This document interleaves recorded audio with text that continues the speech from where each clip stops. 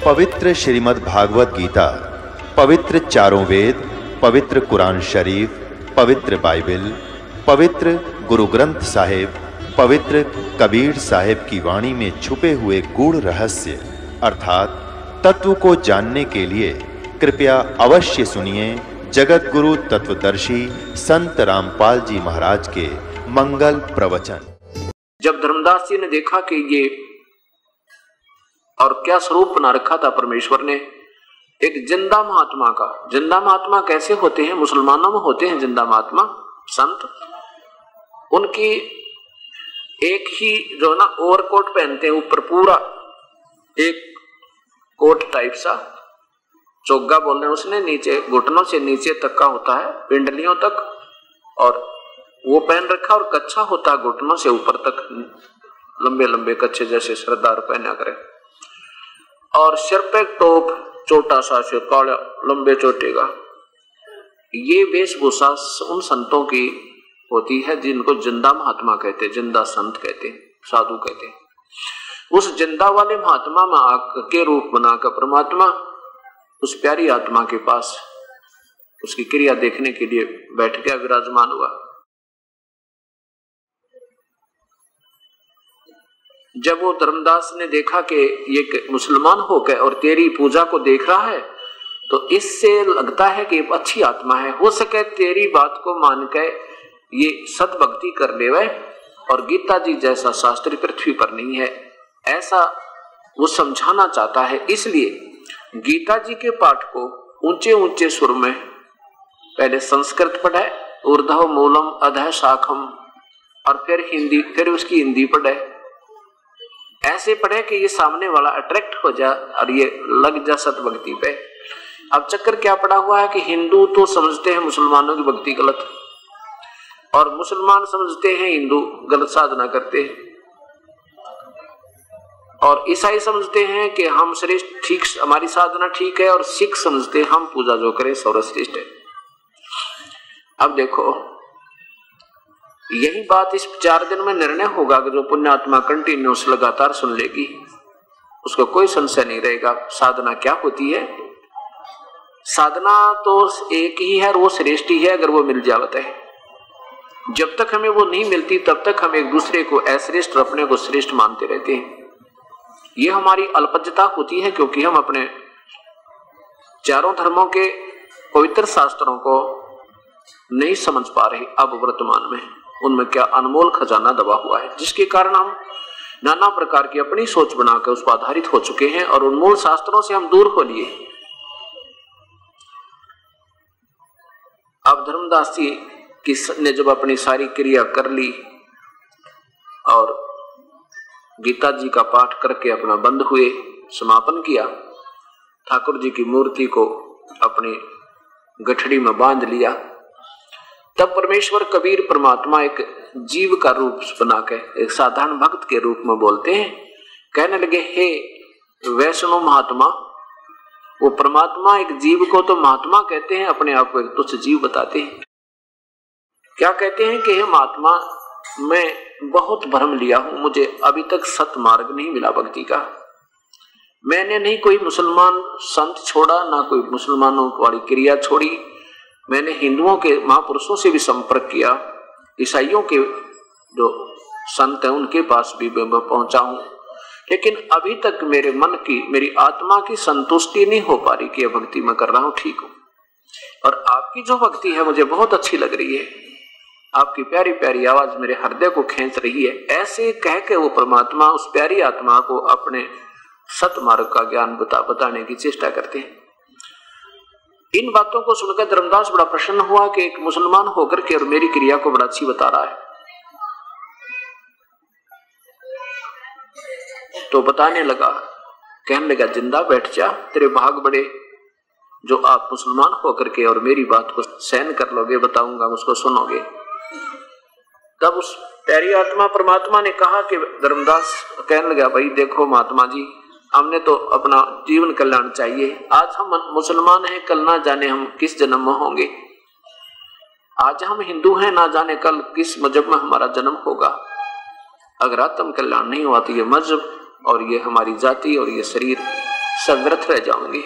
मैं तो इस उद्देश्य से निकला हूं कि मेरा कल्याण हो, चाहे किसी भी साधना से हो जाए, मुझे तो प्रभु चाहिए। आज हम हिंदू हैं, कल पशु बन जाएंगे। आज हम मुसलमान हैं, कल हम पशु बन जाएंगे। आज हम ईसाई हैं तो कल ना जाने किस जूनी में चले जाएंगे। आज हम सिख हैं तो ना जाने कहाँ हमारा डेरा होगा, अगर भक्ति ठीक नहीं बनी तो। धर्मदास इस बात से बड़ा प्रभावित हुआ और कहने लगा, बैठ जा, मैं बताता हूँ आपको भक्ति। अकान जी बताइए। मैं ना गीता जी का पाठ करते नित्य हूं, और गीता जी एक ऐसा पवित्र शास्त्र, इसके बराबर इसके तुल्य पृथ्वी पर शास्त्र नहीं है। और एकादशी का व्रत रखता हूं।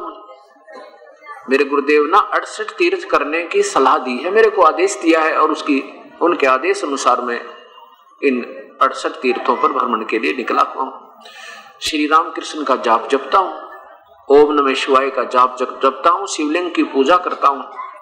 और फिर क्या कहा कि हम कोई जीव हिंसा नहीं करते। जिंदा जीव हिंसा माने वो कहना चाहते थे कि तुम मांस खाते हो मुसलमान, और हम हिंदू मांस नहीं खाते। और जो मतलब कहा नहीं सीधा, पर डायरेक्ट उसका संकेत ही था। कहने लगे जो जीव हिंसा करते हैं ना, वो कभी सफल नहीं हो सकते, उनका जीवन तो बिल्कुल व्यर्थ जाता है, उनको तो पाप बहुत लगते हैं। अब कबीर परमेश्वर कहने लगे, धर्मदास मैं आपसे एक प्रार्थना करूं। कहने लगे, महात्मा जी मैं आपसे एक प्रार्थना करना चाहता हूं, आपका शुभ नाम क्या है, आप कहां से आए हो, आपकी तो बहुत अच्छी बातें लग रही हैं मुझे। धर्मदास जी ने बताया कि मैं वैश्य कुल में जन्म है मेरा, वैश्य कुल में यानी बनिए हैं हम, और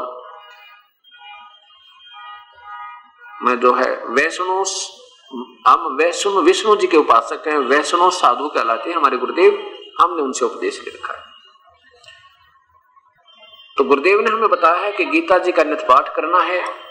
परमेश्वर ने कहा कि महात्मा जी एक प्रश्न है मेरे मन में, मेरी शंका का समाधान कीजिए। बोलो बेटा, बोलो जी, क्या बात है, बोलो। कबीर साहब ने कहा कि देखो, आपने अभी बताया कि गीता जी के नित्य पाठ करने से आत्मा का कल्याण हो जाएगा। देखो, आप और क्या क्रिया करते हो, आप पितृ पूजा करते हो?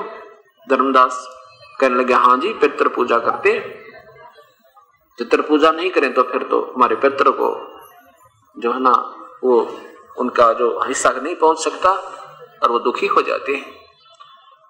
आप भगवान श्री कृष्ण और राम की पूजा करते हो, ब्रह्मा विष्णु महेश की भी साधना करते हो अकान जी, और गीता जी का नित्य पाठ भी करते हो अकान जी। देखो, गीता जी के पाठ करने से लाभ नहीं, जैसा गीता जी में वर्णन है ऐसा आचरण करने से लाभ होगा।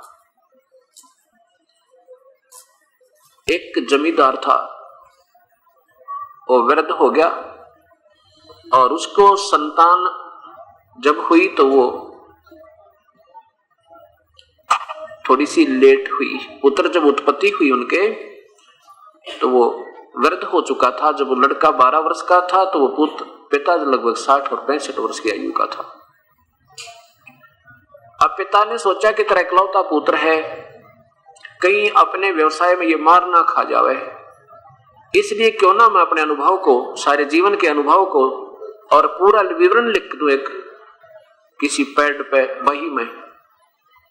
उसने अपना पूरा एक्सपीरियंस, हर क्रॉप का, हर फसल का, किस में बीजनी चाहिए, उसमें कितना, एक एकड़ में कितना बीज डलेगा, कितनी बार उसकी, किस समय में उसमें पानी डाला जाएगा, किस समय उसमें खाद डालनी है, फिर क्या स्थिति होगी, उसको कैसे संभालना है, ऐसी स्थिति हो जाए तो उसमें ऐसे खाद डालना है, तो सब कुछ लिख के और एक पूरी बही के अंदर यानी एक पैड में लिख दिया और कहा, पुत्र इस पैड को पढ़ना और इसके अनुसार बेटा खेती करना, तू अपना व्यवसाय करना, तो सफल रहेगा।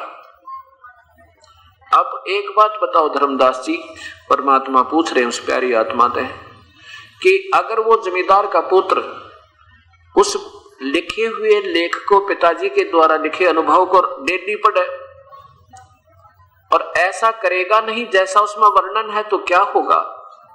क्या वो धनी हो जाएगा? क्या उसका कल्याण होगा, उसको लाभ होगा? धर्मदास जी कहने लगे नहीं जी, बिल्कुल नहीं हो सकता, वो तो भूखा मरेगा। तो ठीक इसी प्रकार जैसा अपने पवित्र शास्त्र गीता जी में लिखा है ऐसा आप नहीं कर रहे हो, मैं नहीं कर रहा हूं, तो फिर क्या होगा? कल्याण होगा या हानि होगी? धर्मदास जी कहने लगे जी तो हानि होगी, और गीता जी अनुसार हम नहीं करेंगे तो पूजा। आप बताओ गीता जी किसने बोला? पहले ये बताओ मुझे कि गीता जी किसने बोला? धर्मदास जी कहता है बेधड़के से कि भगवान श्री कृष्ण जी ने गीता बोला। परमात्मा कहने लगे धर्मदास यही सबसे बड़ी भूल है, गीता श्री कृष्ण जी ने नहीं बोला, शरीर श्री कृष्ण जी का था, बोलने वाला काल था। और वो काल कौन है? ये ब्रह्मा विष्णु महेश का पिता है और दुर्गा या शेरा वाली इन तीनों की मां है। इस बात को सुनकर धर्मदास की तौड़ी चढ़ गई और कहने लगा मुसलमान हो गया तू? कहने लगा तू मुसलमान है ना, इसलिए हमारे देवताओं की तो बेइज्जती करना चाहता है। तुझे क्या मालूम गीता के बारे में? तू क्या जान सकता है गीता के बारे में? हमारे से ज्यादा क्या तुम जान जाओगे? कबीर साहब ने कहा देखो स्वामी जी नाराज ना हो, मैं तो एक शंका का समाधान चाह रहा हूं आपसे, मैं तो आपका दास हूं, आप नाराज ना हो। आप एक बार गीता जी को उठा लो। गीता जी कोई किसी का व्यक्ति विशेष का शास्त्र नहीं है, और ये पवित्र शास्त्र उस समय लिखा गया था, ना तो कोई हिंदू था, ना मुसलमान, सिख, ना ईसाई, हम एक पिता की संतान हैं, हमारे पूर्वज एक थे। आपके नहीं किसी सर्कमस्टांसेस में किसी ऐसी मजबूरियों के कारण अलग हो गए हैं, लेकिन हम एक हैं, आज भी एक हैं। जब थोड़ी सी विवेक से सोचेंगे तो आज भी दो नहीं। लेकिन गीता जी में जो लिखा वो सोचो आप क्या लिखा है और किसने बोला है। धर्मदास चुप हो गया कि चल इसने कह लेने दे, जो ये कहेगा थोड़ी सी देर और सुन लेता हूं भाई। क्यों? धार्मिक आत्माओं में एक विशेष कसक होती है और ज्यादा वाद विवाद नहीं होता। बेशक दुखी हो रहा था उनकी बातों से, फिर सोचा कि देखते ही क्या बताएगा भाई। कृष्ण जी ने नहीं बोली तो और किसने बोली, क्या जाने इन बातों को। तो ऐसा वो सोचकर परमात्मा ने कहा देखो गीता जी के ज्ञान की कब आवश्यकता पड़ी कि जब अर्जुन युद्ध करने से मना कर देता है। और युद्ध क्यों हो रहा था कि कौरव और पांडवों का आपस में भाई बंटवारा नहीं हो रहा था। एक भाई बंटवारा था, ये कोई धर्म युद्ध नहीं था। धर्म युद्ध तो वो होता जो सेनाओं पर लड़े, एक देश दूसरे पर बदमाशी करे तो उसके लिए सिरदर्द की बाजी लगाओ, तो धर्म युद्ध होता है। और ये तो एक भाइयों का आपस में बंटवारा था, ये नहीं हो रहा था, लड़ाई होगी। और जब युद्ध दोनों का बंटवारा नहीं हो रहा था तो भगवान श्री कृष्ण 3 बार गए थे शांति दूत बनकर और दोनों को समझा रहे थे भैया लड़ाई ठीक नहीं, युद्ध बहुत बुरी चीज होती है। दोनों को बैठकर खूब समझा के देखो ये सब पृथ्वी यही है, अरबों खरबों व्यक्ति इस पर कब्जा कर कर मर गए हैं, राजा चले गए इनको पर अपनी राज को बना बना के, आज उनका नामो निशान नहीं है। रावण जैसे चले गए बकवाद करके, भाई ये युद्ध अच्छी बात नहीं है, लेकिन नहीं माने। अंत में भगवान श्री कृष्ण जी ने सोचा कि कहीं ऐसा ना हो ये पांडव मेरे रिश्तेदार हैं, क्योंकि भगवान श्री कृष्ण की सगी बहन सुभद्रा अर्जुन से ब्याही थी। तो भगवान श्री कृष्ण ने सोचा कि कई पांडव तेरा सहारा पाके और युद्ध न करने में राजी ना हो, और इसलिए ये युद्ध के लिए तत्पर हो रहे हैं, अपनी जिद पर अड़े बैठे हैं। तो परमात्मा ने सोचा कि ये अनर्थ ना होवे, ना जाने करोड़ों बहन विधवा होंगी, करोड़ों बच्चे अनाथ होंगे। इसलिए प्रभु ने एक फैसला अपने मन में कर लिया। तीसरी बार जब मीटिंग की उन दोनों की, कौरव और पांडव की, क्या कहा परमेश्वर ने कि भी देख लो तुम नहीं मान रहे हो, तुम तो दोनों जिद पकड़ गए और ये जिद अच्छी नहीं तुम्हारी। इसका युद्ध का रिजल्ट देखो पहले, कितना खून बह जाएगा, हाहाकार मच जाएगी। और उस खून के सने हुए राज्य को जो करेगा वो राजा भी ठीक नहीं, उसका जीवन स्वस्थ नहीं रह सकता, उसका कभी सुख नहीं होगा। फिर भी नहीं मानते हैं तो परमात्मा ने सोचा हो सके ये पांडव ही कुछ नरम हो जाएं और तो ये ऐसा जुल्म टल जावे। तो भगवान ने कहा कि देखो बात सुनो, ठीक है तुम नहीं मान रहे हो तो तुमने सेना भी बांट ली है, राजा भी बांट लिए हैं, अब मेरी भी सुन लो अंतिम फैसला। एक तरफ मेरी सेना होगी, एक तरफ मैं होऊंगा और मैं हथियार नहीं उठाऊंगा, यह कसम खाता हूं। अब देख लो मेरा, तुमने जौन से न मुझे लेना। अब इस बात से पांडवों के जमीन पांव के तले की जमीन निकलेगी। अगर भगवान युद्ध नहीं करेंगे तो हमारी पराजय निश्चित है, और हमने भगवान श्री कृष्ण को मांगना होगा क्योंकि हमारा रिश्तेदार है। ये भी बात शर्म की, जब नहीं मांगेंगे तो। और सेना इन्होंने एक तरफ लगा दी, तो दुर्योधन तो लालची आदमी है, वो तो सेना का को ही लेगा। तो ये सब विचार करके पांचों पांडव सभा से बाहर निकल गए और कहा प्रभु हम अभी आते हैं, थोड़ा विचार कर लेते हैं। पांचों पांडव बाहर आकर सलाह करते हैं, भी देखो अब युद्ध करना कोई लाभ नहीं, भगवान ने हाथ हथियार नहीं उठाना और अपनी पराजय होगी होगी। अब एक काम करो, अपनी इज्जत भी रह जावे, हम भगवान से कहते हैं हमें 5 गांव दिला दे, हमारी इज्जत भी रह जावे और युद्ध भी ना हुए। तो पांचों के पांचों पांडवों ने भगवान श्री कृष्ण को बाहर बुलाया। श्री कृष्ण जी ने कहा कि बोलो भाई क्या बात है। तो उन्होंने अपनी वो सुदर्शन बताया, अपनी प्रार्थना कही। श्री कृष्ण बड़े प्रसन्न हुए कि बहुत अच्छा सोचा तुमने, बहुत अच्छा सोचा, और ये तो बन गई बात, बस 5 गांव तो दे ही देगा दुर्योधन, ऐसी कोई बात नहीं। तो पांडव बाहर खड़े हैं और श्री कृष्ण अंदर कौरवों की सभा में आ जाते हैं, जहां पर सैकड़ों की संख्या में वो खुद बैठे। 101 भाई थे और योद्धा खड़े उनके और न्यारे सैनिक, अंगरक्षक, मंत्री, वजीर। भगवान श्री कृष्ण ने आकर कहा दुर्योधन बात बन गई है, आप ऐसा करो उनको 5 गांव दे दो। वो कहते हैं 5 गांव हमें देते हैं, हमारी इज्जत भी रह जाएगी और हम युद्ध नहीं करते। बहुत अच्छा हो गया। दुर्योधन के मन में आ गया कि ये डर चुके हैं और पांडव के पल्ले कुछ नहीं है, क्योंकि भगवान श्री कृष्ण ने युद्ध करने से मना कर दिया।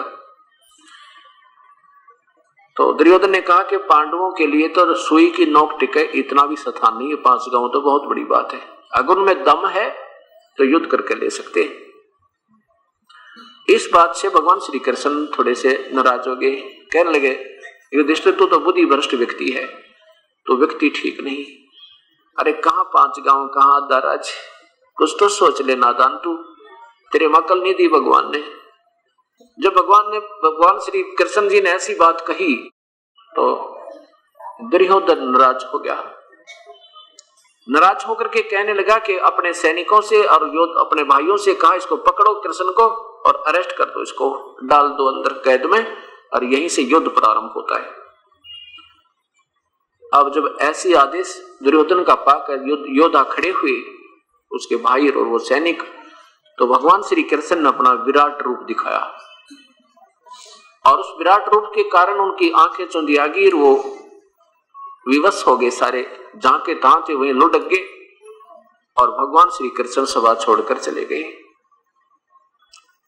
अब यहां विचार करना, जब गीता जी का ज्ञान दिया जा रहा था उस समय क्या होता है कि जब अर्जुन ने युद्ध करना मना कर दिया तो श्री कृष्ण अगर अपने होश में होते तो कह देते भाई धन्य तेरे माता पिता ने, चलो कुछ नहीं बिगड़ा, अभी तक कुछ भी नहीं गया है। जबकि दुर्योधन अर्जुन कहता है परमात्मा मैं नहीं लड़ूंगा, युद्ध मैं बिल्कुल नहीं करूंगा, चाहे मुझे 3 लोक का भी राज कोई देना तो युद्ध नहीं करूंगा। क्यों नहीं करूंगा? क्योंकि सामने ये हमारे रिश्तेदार खड़े, काके ताऊ चाचे ताऊओं के रिश्तेदार कोई दूर नहीं होते, बहन भाई सब साथ ही रहते हैं, सामने मेरे भतीजे खड़े। अब इनको आज मैं मारूंगा जिनको सीने से लगाए फिरा करता था, कल तक इनको लाड किया करता था, प्यार करता था, ना जाने करोड़ों बहन विधवा होंगी, करोड़ों बच्चे अनाथ होंगे, मैं युद्ध नहीं करूंगा भगवान, ये मेरी पक्का फैसला हो गया। और वहां फिर श्री कृष्ण कहे कि तो युद्ध कर ले अर्जुन, तो ये बात फिर न्याय संगत नहीं, जची नहीं है। ऐसे महापुरुष ने आज तक पूरे इस संसार के इतिहास में आज तक ऐसा रथ नहीं करवाया, तो श्री कृष्ण जी ने ऐसा काम, ये जुल्म नहीं करवाया।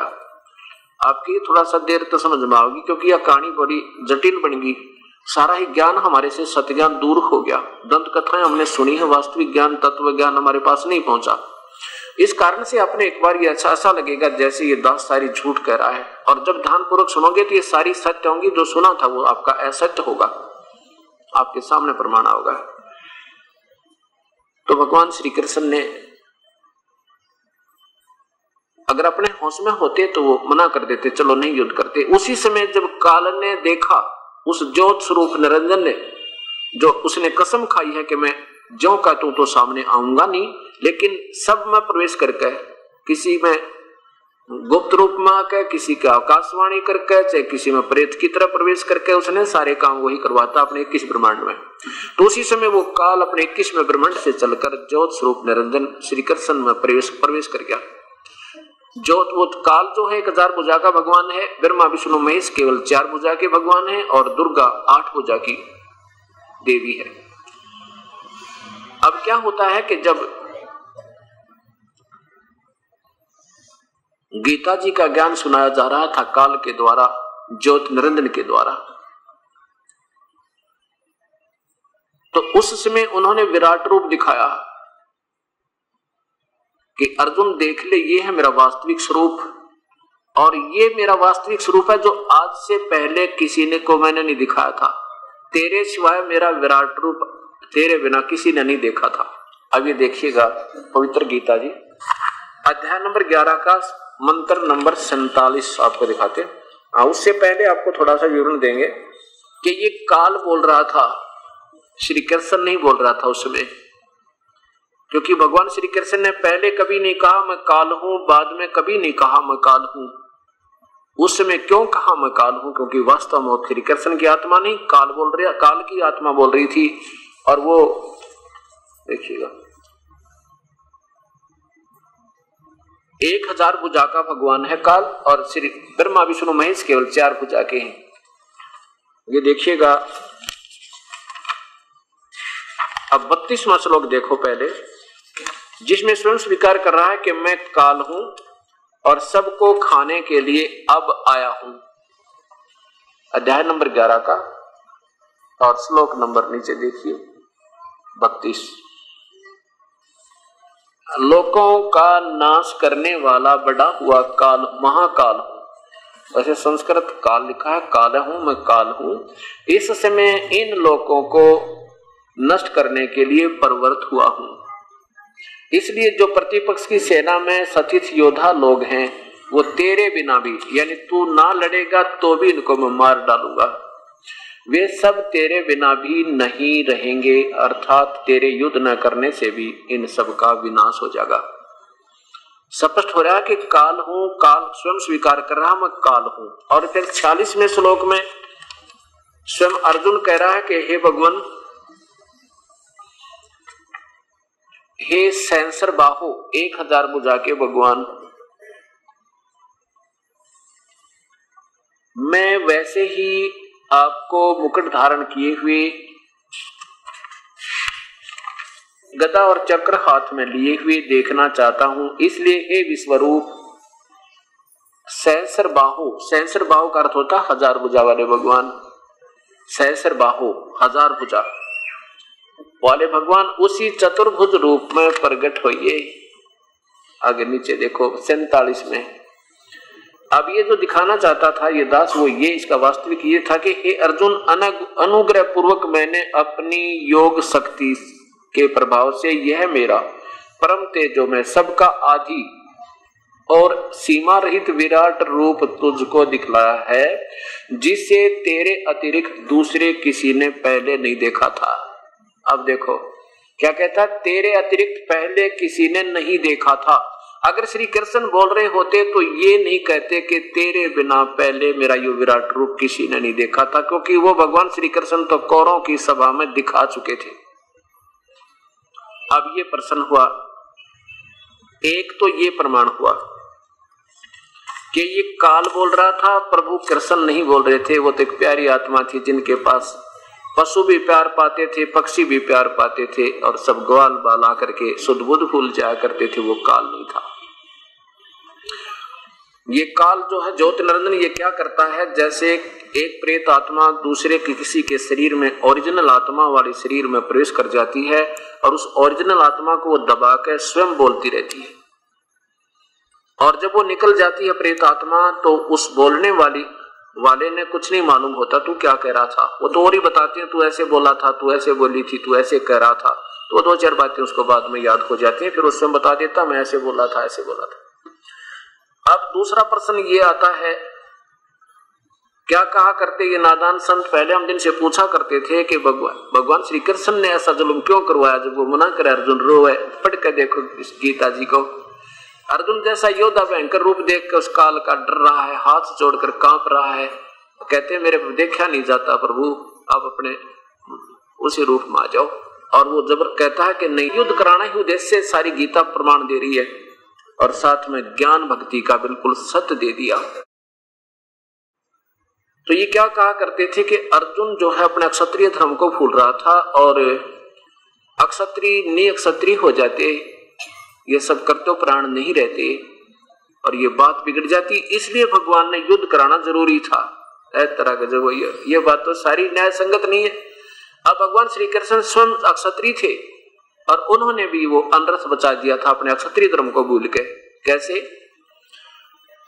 जब कंस का वध हो गया था, कर दिया था प्रभु ने, और अपने नाना जी को अग्रसेन को राजगद्दी सौंप दी थी। कुछ दिनों के बाद अग्रसेन जी ने कहा बेटा मैं वृद्ध हो गया हूं और इस कारोबार ने तू ही लायक है, योग्य है, आप संभालो, मेरे बस का नहीं रहा। तो भगवान श्री कृष्ण जी ने वो राजकाज संभाला ही था। इतने में नारद जी उनको मुबारकबाद देने आए और साथ में ये भी बता दिया कि यहाँ एक गुफा है, उसमें एक मुचकंद नाम का एक ऐसा राजा सो रहा है जिसमें सिद्धि है। वो 6 महीने सोता है, 6 महीने जागता है। जब जागता है तो युद्ध करता रहता है, सोता है वो उठता नहीं 6 महीने। कोई जगा दे बीच में, उसको कच्ची नींद उठा दे तो उसकी आंखों से अग्नि बाण छूटते हैं और सामने वाले को भस्म कर देता है, इतनी सिद्धि है उसमें। ये भगवान श्री कृष्ण का याद थी बातें। इतने में काल्यवन नाम के एक राजा ने मथुरा पर धावा बोल दिया, 18 करोड़ सेना लेकर। 18 करोड़। अब भगवान श्री कृष्ण और काल्यवन की सेना आमने सामने खड़ी होगी। अब श्री कृष्ण ने देखा कि तो बहुत बात बिगड़ जाएगी। ठीक है, वो सेना उनकी ज्यादा है पर हम भी अपने पीछे नहीं हटेंगे, मेरे सैनिक भी, ना जाने कितनी बहन विधवा होंगी, ना जाने कितने बच्चे अनाथ होंगे, क्यों ना इसका काम दूसरे ढंग से कर दूं। वो नारद वाली बात याद आएगी और कहा उस काल्यवन से कि आ मेरे साथ, तू नीचे उतर, हम मेरे साथ आकर युद्ध कर।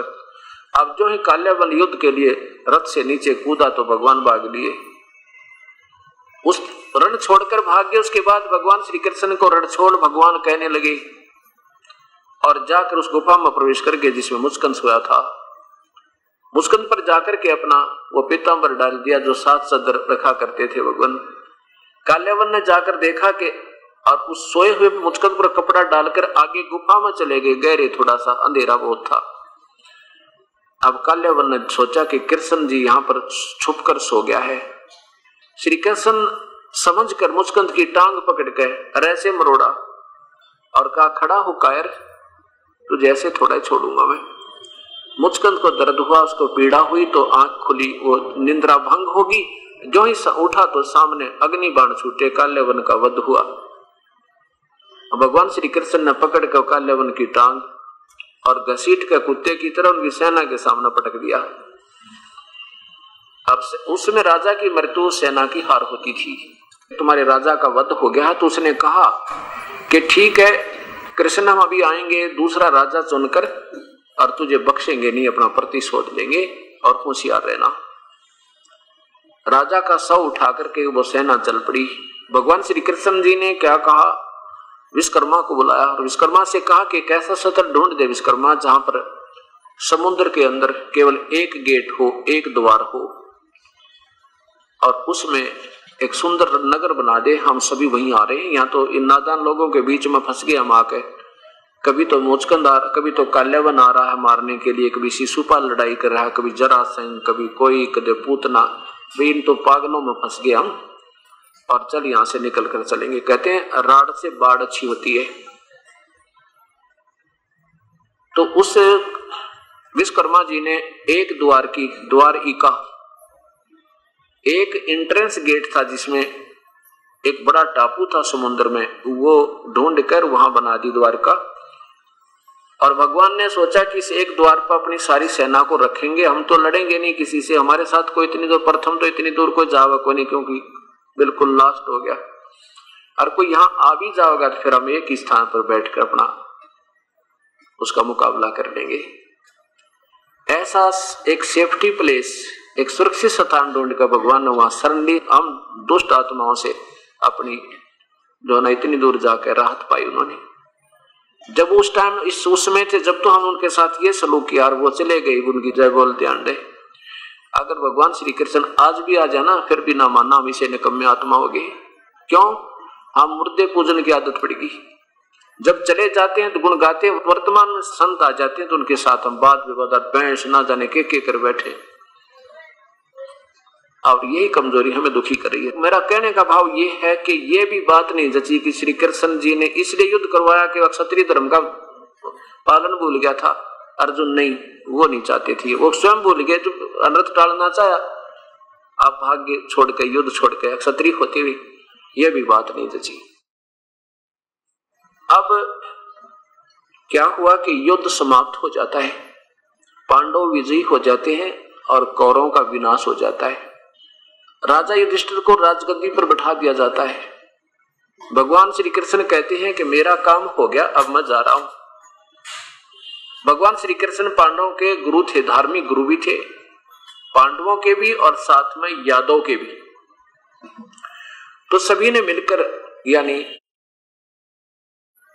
पांडवों ने मिलकर के एक प्रार्थना की कि भगवान से एक सत्संग करवाते हैं और उनके जो विचार हमें व्यक्त करेंगे उनके आधार पर अपना जीवन निर्वाह करेंगे, एक सत ज्ञान सत उपदेश उनसे प्राप्त करते हैं।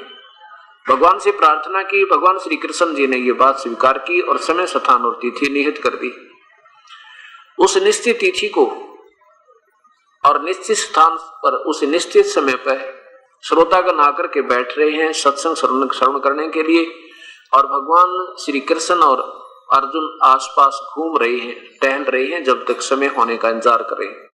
अर्जुन जी ने कहा भगवान श्री कृष्ण से कि भगवान आज मुझे वो गीता वाला ज्ञान सुनाना जो आपने युद्ध के दौरान सुनाया था, मैं भूल गया, बुद्धि के दोस्त हैं, अब मुझे याद नहीं भगवान, वो ज्यों का त्यों सुनाना, मुझे बड़ी तड़प हो रही है उस सच्चे ज्ञान, उस ज्ञान के सुनने की। भगवान श्री कृष्ण कहते हैं कि अर्जुन तू निकम्मी आत्मा है, तू श्रद्धाहीन व्यक्ति है, तू तेरी बुद्धि अच्छी नहीं लगती मुझे, तूने ऐसे निर्मल ज्ञान को याद क्यों नहीं रखा।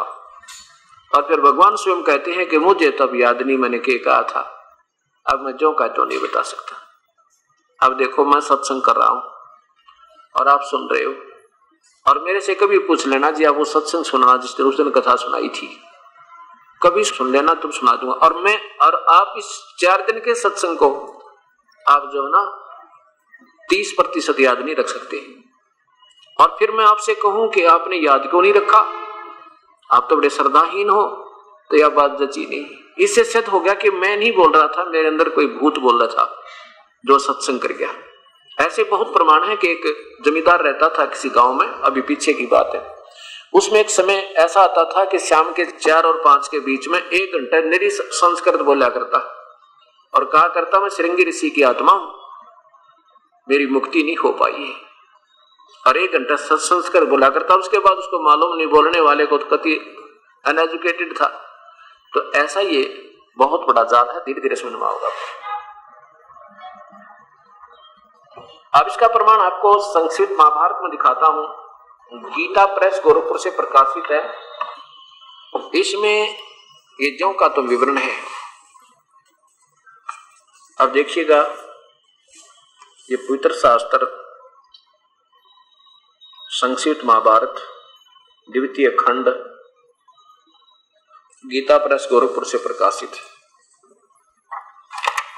इसके 667 पृष्ठ पे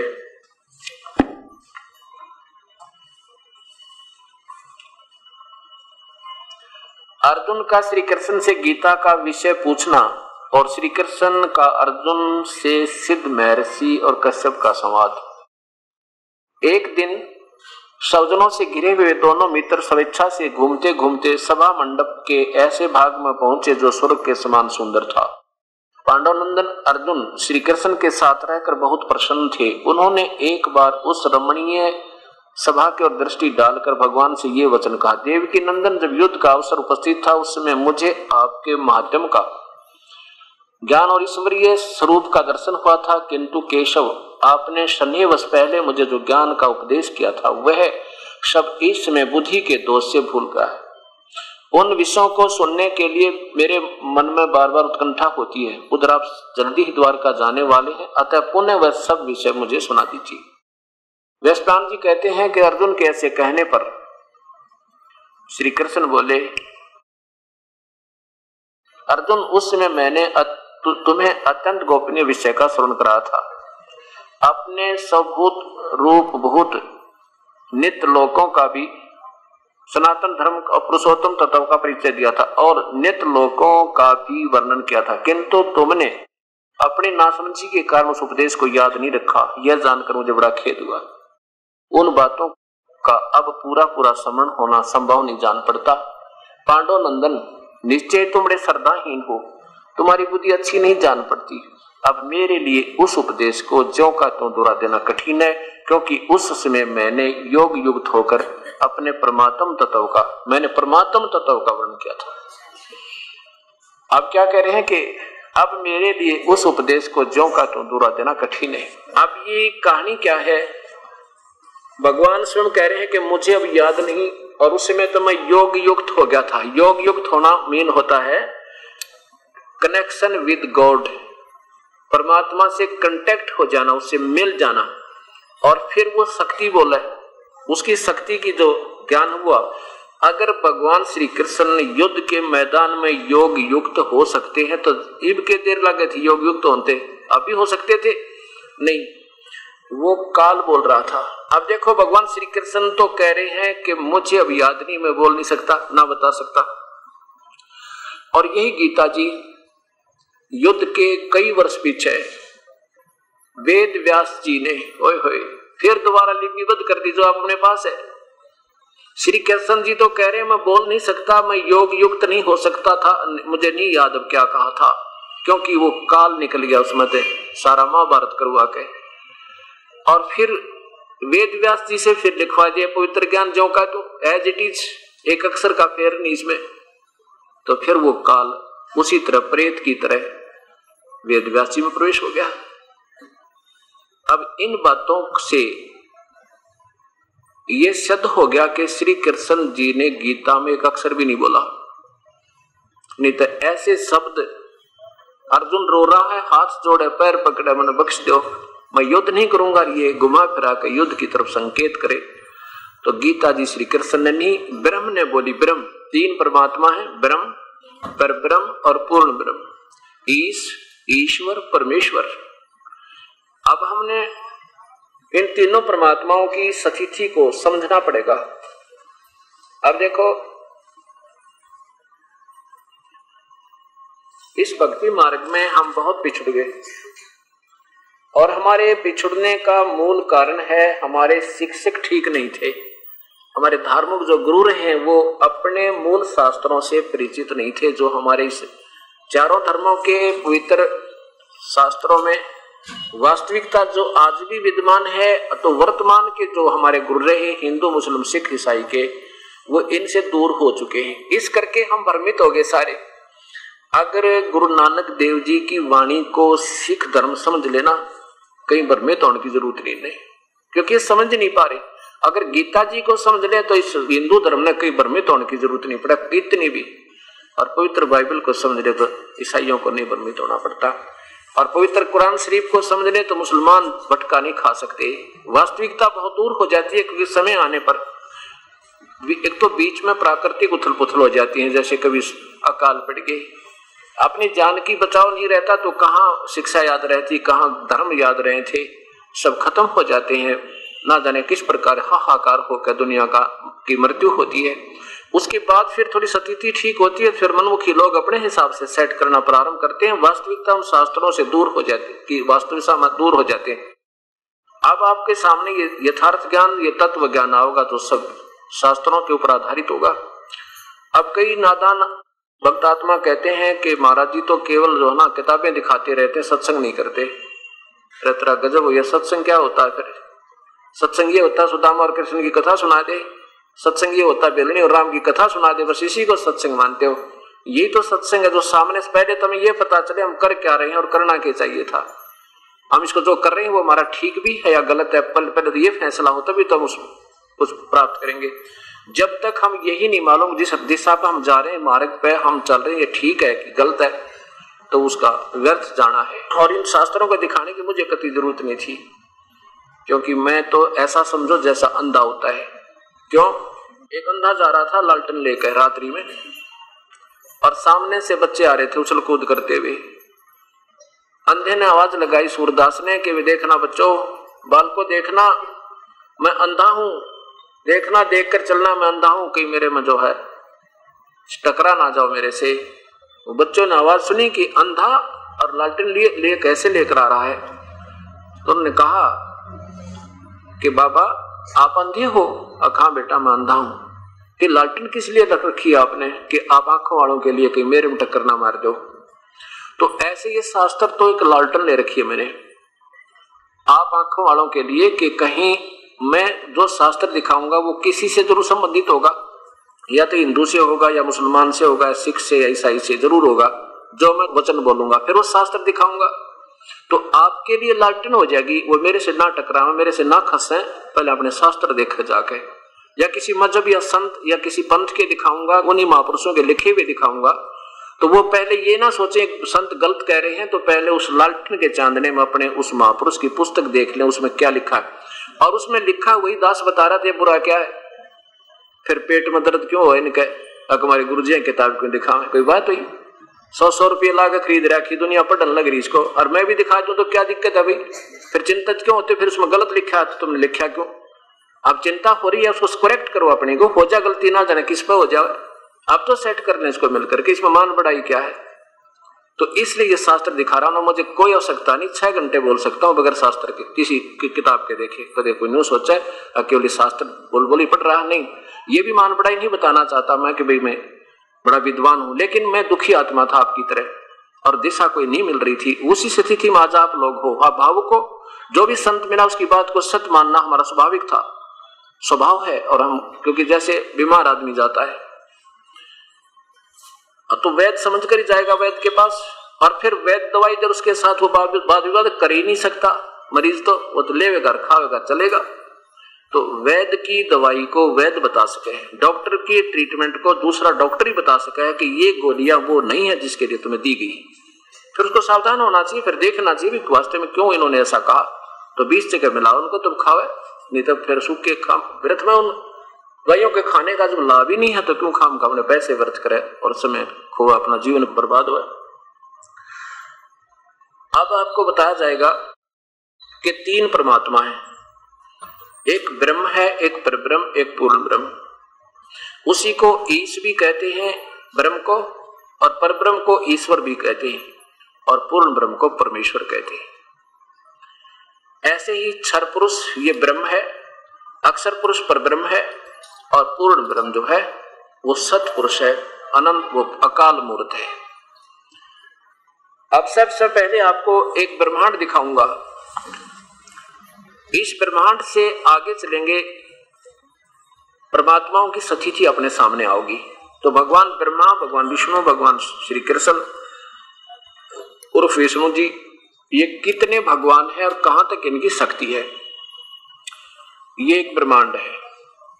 इसी को ब्रह्मांड भी कहते हैं, इसी को अंड भी, इसी को पिंड भी कहा है। पिंड क्यों कहा? क्योंकि शरीर में एक ही ब्रह्मांड का इसमें विवरण है। जैसे हमारे शरीर में चैनल बने हुए हैं, शरीर में वो कमल हैं, इन कमलों में सेंसरार कमल तक केवल इस ब्रह्म तक का ही एक ब्रह्मांड का ही इसके अंदर विवरण है, जो जैसे टीवी में चैनल होते हैं ऐसे। अब देखिएगा, इस ब्रह्मांड में एक ये ब्रह्मलोक है, और ये एक ब्रह्मांड का सबसे वो श्रेष्ठ लोक है जो बहुत समय पर्यंत, बहुत समय बाद विनाश होता है। गीता जी के 8वें अध्याय के 16वें श्लोक में लिखा है कि ब्रह्मलोक पर्यंत ये सभी लोक नाशवान है, इससे लेकर सारे नाशवान है, अर्थात ये पूरा ब्रह्मांड जो है विनाश में आता है। अब ये देखिएगा, ये है एक स्थान ब्रह्मलोक कहलाता है। इसमें इस ज्योति निरंजन ने, ब्रह्म ने, ये ब्रह्म के अंतर्गत आता है, इस ब्रह्म ने स्वयं कसम खाई है कि मैं जैसा हूं, ये काल है जो गीता में दिखा कहता मेरा स्वरूप है, इसने कसम खाई है कि मैं ऐसा अपना स्वरूप कभी किसी को नहीं दिखाऊंगा, एज इट इज जैसा मैं हूं ऐसा कभी सामने नहीं आऊंगा। ये क्या चाल करता है, इस ब्रह्म लोक में इसने ये 3 स्थान बना रखे गुप्त,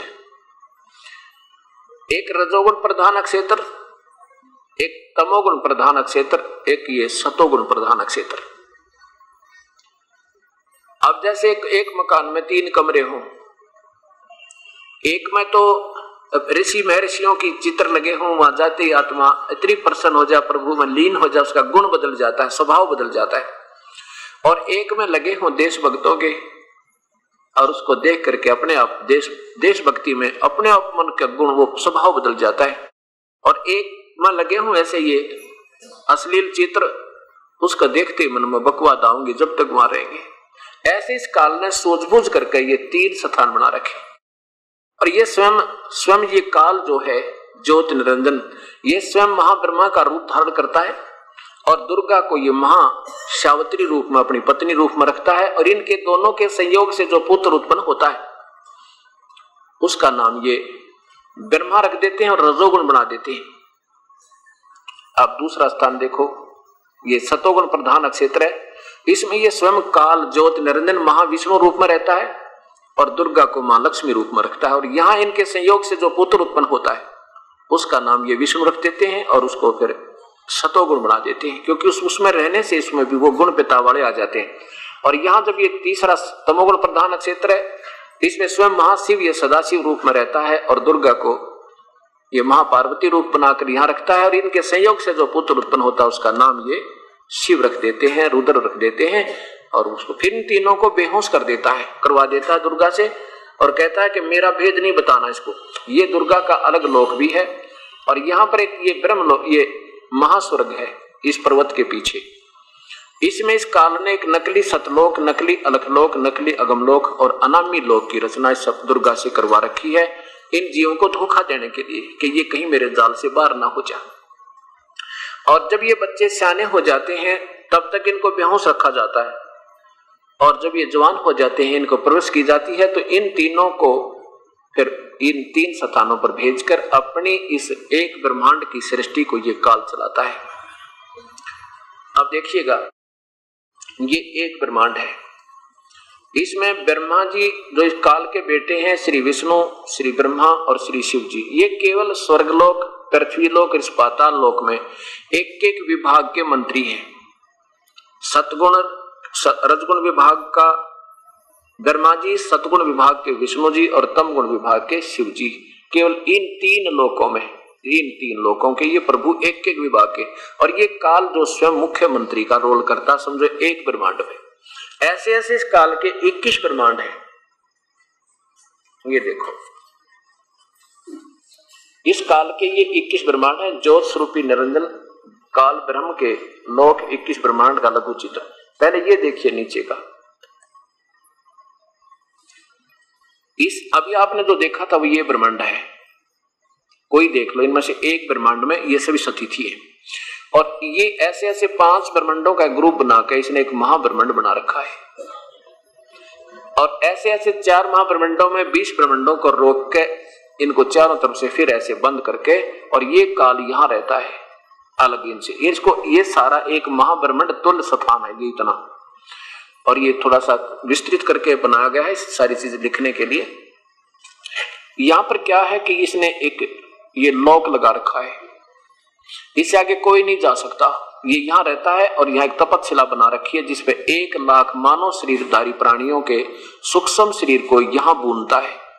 जीव मरते नहीं, लेकिन उनको इतना तंग किया जाता है कि इसमें से मैल निकालता जो सारे जीवन में इन्होंने खाया पिया होता है और सूक्ष्म शरीर में लगा होता है। फिर इसके लिए इसने सारी व्यवस्था की है, इसको श्राप लगा हुआ 1 लाख मानव शरीरधारी प्राणियों का आहार करने का। तो यहाँ इसने नकली सतलोक, नकली अलखलोक, नकली अगमलोक और अनामी लोक की रचना यहाँ भी कर रखी है। और इधर इसने ये 12 वो पुण्यात्मा जो ऋषि लोग युगों युगों से द्वापर तक शास्त्रानुकूल साधना करते रहे, और उनमें से 12 पुण्यात्मा छांट के यहां रख लेता है। इनको फिर कलयुग में भेजता है नकली गुरु बना के, क्योंकि इनकी पिछली कमाई इनके साथ होती है, शब्द में शक्ति भी होती है और छोटी मोटी अपनी तरफ से लोगों को राहत भी दे देते हैं। उसके बाद ये भी यहाँ आते हैं ब्रह्मांडों में और अपनी शास्त्र विरुद्ध साधना बताते हैं, स्वयं भी करते हैं, औरों से भी करवाते हैं, और फिर ये पिछली कमाई खाकर ये भी खत्म नरक में जाते हैं और अनुयायियों को भी काल के मुख में डाल जाते हैं। ये 12 यहाँ से आते हैं। अब ये 21 ब्रह्मांड काल के हैं, ये ब्रह्म के। और अब देखो कुल सती थी सारे ब्रह्मांडों की। अब देखिएगा ये सतिथि है, ये बिल्कुल शास्त्रों में आधार दिखाऊंगा आपको। ऐसा नहीं कि वैसे बना के बैठ के कलम घुमा ली और बना लिया चित्र, ऐसा नहीं है। ये हर वेद में और गीता में आपको प्रमाण मिलेंगे, संतों की वाणी में। ये समझो, ये अभी आपने देखे 21 ब्रह्मांड ज्योति निरंजन के, यानी ब्रह्म के, और ये साथ में 7 संघ ब्रह्मांड। और ये जो एक ब्रह्मांड है ना, ये इसमें एक ब्रह्मांड में वे ब्रह्मा विष्णु महेश केवल एक विभागीय मंत्री है, एक विभाग के। अब देखो सतिथि अपने आप समझ में आ जाएगी जब आप सियाने होगे, सत्संग सुनोगे। अब देखो ये है परब्रह्म, ये परब्रह्म के 7 संख ब्रह्मांड है, 7 मिलियन ये 7 संख। और इसके बाद ये असंख इन्फिनिटी, ये उस पूर्ण परमात्मा के ये वीर जो इन पे भी मालिक, इन पे भी मालिक। और इसके ये सतलोक कहलाता है। इसके ऊपर ये अलख लोक है, अगम लोक, अनामी लोक। ये केवल संकेत दिए हैं क्योंकि स्थान भाव से ये नहीं बना पाए। तो ये अब यहां से कहानी शुरू होती है। उसके बाद ये नीचे के 3 लोक बनाए जाते हैं, इनमें बैठकर फिर परमात्मा नीचे की सारी कहानी और सृष्टि रची जाती है। अब ये सतिथि बताना जरूरी था कि हम ब्रह्मा विष्णु महेश की साधना करते हैं, और जबकि जिसकी साधना से हम जन्म और मृत्यु में शीघ्र चले जाते हैं, हमारा कल्याण नहीं हो पाता। जब तक हम इस सतलोक में नहीं आलेंगे तब तक हमारी जन्म और मृत्यु और ये कष्ट कभी मिट नहीं सकते। यहाँ आने के लिए हमें उस विधि की आवश्यकता पड़ेगी जो हम वहां जा सकते हैं। अब आपको गीता जी सुनाते हैं। अब ये पढ़कर आपके गीता जी समझ में आएगी, इतना कुछ देख के। अब ये भी सोचना कि रजगुण ब्रह्मा है, सतगुण विष्णु, तमगुण शिव जी। रजगुण ब्रह्मा है, सतगुण विष्णु, तमगुण शिव जी। इसके लिए प्रमाण आपके लिए और देना पड़ेगा। इस 4 दिन के सत्संग को बिल्कुल निष्पक्ष भाव से सुनते रहना। चाहे इस भाव से सुनना कि देखेंगे कहां त्रुटि मिलेगी संत की, इस उद्देश्य से भी सुन लोगे तो भी बेड़ा पार हो जाएगा आपका। त्रुटियां तो हमारे अंदर बहुत हैं, लेकिन अब वो त्रुटियां नहीं रहने देंगे जो भक्ति मार्ग की है। अब इसको हमने सेट करना है। ये है श्रीमद देवी भागवतम सभाष्टिकम समातम, श्री खेमराज श्री कृष्ण चंद्र दास प्रकाशन बंबई से प्रकाशित है। और इसमें तीसरा सकंद देखो।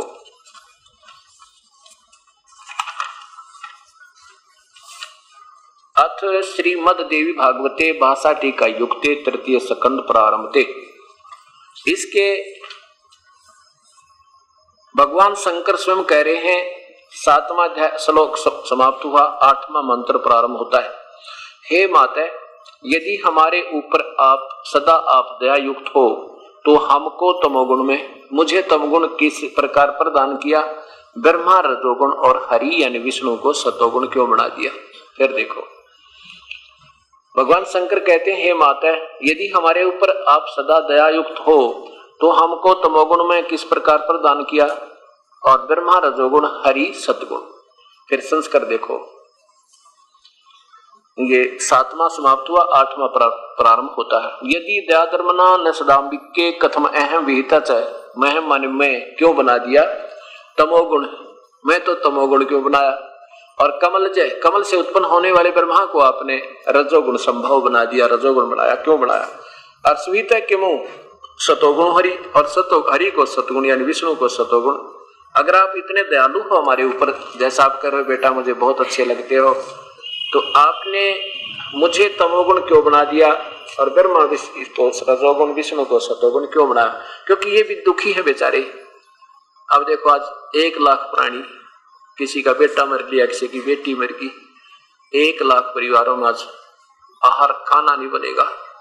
और बाकी के हम बचे हुए हैं, हम सोच रहे अभी हमने नहीं मृत्यु होगी। क्यों नहीं होगी? हमने क्या मजबूती पकड़ रखी हम जिसके कारण हमारी मृत्यु ना होगी।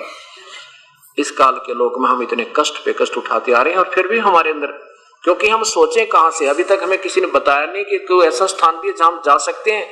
और जिन्होंने अभी तक ये सतलोक की महिमा गाई वो कति नकली गा रखी है, वो नाम भी गलत बता रखे हैं, जो वो जा नहीं सकते वहां पर।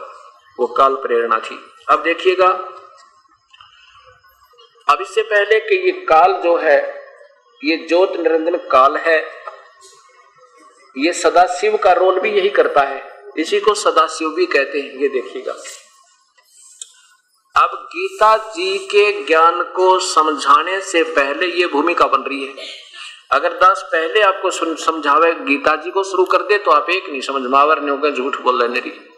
अब देखो, अब शिव महापुराण नीचे देखिए, गीता प्रेस गोरखपुर से प्रकाशित है, अंदर से भी देखिए।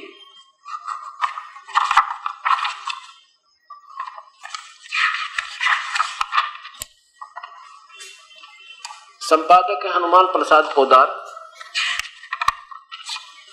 और मुद्रक है गीता प्रेस गोरखपुर।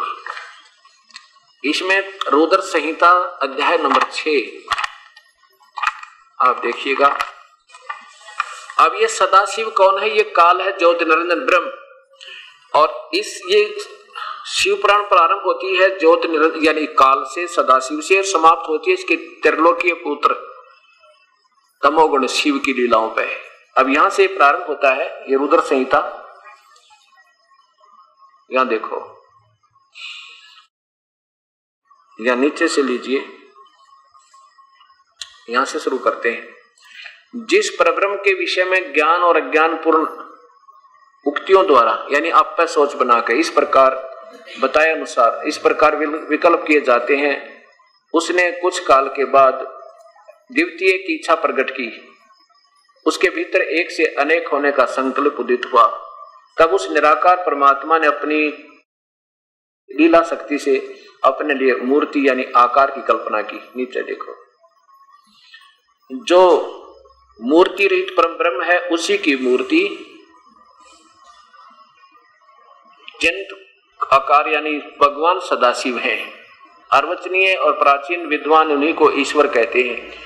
उस समय एकाकी रहकर इच्छानुसार व्यवहार करने वाले उन सदाशिव ने अपने विग्रह से स्वयं ही अपने अंदर से एक स्वरूप भूता शक्ति की सृष्टि की। आगे देखो यहाँ, अच्छा उससे पराशक्ति को, वो दुर्गा है ये जो काल के शरीर से निकाली थी, उसी पराशक्ति को प्रधान प्रकृति गुणवती माया बुद्धि तत्व की जननी तथा विकार रहित बताया गया है। वह शक्ति अंबिका कही गई है, उसी को प्रकृति याद रखना दुर्गा को कहते हैं। ये गीता जी में काम आओगा, जब आपको गीता जी में दिखाऊंगा ब्रह्मा विष्णु महेश के माता पिता। उसी को प्रकृति सर्वेश्वरी और त्रिदेव जननी, ब्रह्मा विष्णु महेश की माता त्रिदेव जननी, नित्ता और मूल कारण भी कहते हैं। सदाशिव द्वारा प्रकट की गई उस शक्ति की 8 भुजाएं हैं। ये भी कसर निकाल दी, कोई न सोचे ये और कोई होगी, दुर्गा नहीं थी, 8 भुजा भी बता दी, यानी कतई संशय रहित कर दिया। और इस अनमोल शास्त्र को हम नहीं समझ पाए अभी तक। अब नीचे देखो, और दूसरे नंबर पर इस काल की महिमा आती है। वे तो सदाशिव हैं, उन्हें परम पुरुष ईश्वर शिव शंभु और महेश्वर कहते हैं। वे अपने सारे अंगों पर भस्म रमाए रहते हैं। उन काल रूपी ब्रह्म ने, ओए होए, वो सदाशिव भी उसी को कहते हैं, काल भी और ब्रह्म। सदाशिव यानी काल रूपी ब्रह्म ने एक समय शक्ति यानी दुर्गा के नाथ नहीं है, ये 7 है, मिसप्रिंट है, 7 शिवलोक नामक अक्षेत्र का निर्माण किया था। उस उत्तम अक्षेत्र को काशी कहते हैं। वे प्रिय और प्रियतम रूप यानी पति पत्नी रूप में शक्ति और शिव, दुर्गा और ये काल जो परमानंद रूप स्वरूप है, उस मनोरथ क्षेत्र में नित्य निवास करते हैं। आगे देखिए, मुने शिव और शिवा ने प्रलय काल में भी कभी उस क्षेत्र को अपने सानिध्य से मुक्त नहीं किया। यहाँ देखो, देवर से एक समय उस आनंद वन में रमण करते हुए शिवा और शिव के मन में यह इच्छा हुई कि किसी दूसरे पुरुष की सृष्टि करनी चाहिए, यानी कोई और बच्चा पैदा करें।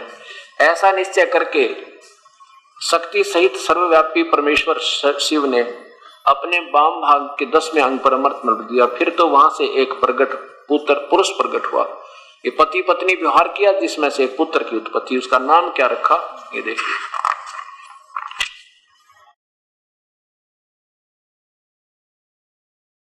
तदंतर उस पुरुष ने परमेश्वर शिव को प्रणाम करके जो उत्पन्न हुआ था, स्वामी मेरा नाम निश्चय करके कहिए तथा मेरा काम भी बताइए। उस पुरुष की यह बात सुनकर महेश्वर भगवान शंकर हंसते हुए मेघ के समान गंभीर वाणी में बोले।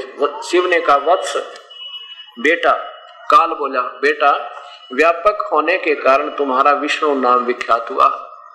यानी सदाशिव, काल और दुर्गा के संयोग से विष्णु की उत्पत्ति सिद्ध हुई। अब यहां देखो, ब्रह्मा जी बोल रहे हैं, पुराण को कहते हैं, बेटा नारद, तत्पश्चात कल्याणकारी परमेश्वर शाम सदाशिव ने पूर्ववत यत्न करके मुझे भी यानी विष्णु की तरह अपने दाहिने अंग से उत्पन्न किया। उन महेश्वर ने तुरंत ही मुझे अपनी माया से मोहित करके यानी बेहोश कर दिया। फिर इनको नारायण देव के नाभि कमल में डाल दिया और लीला पूर्वक मुझे वहां से प्रकट किया। पहले तो उसको तरह प्रकट किया, फिर दूसरा कहते कमल के ऊपर बेहोश कर दिया गया इसको।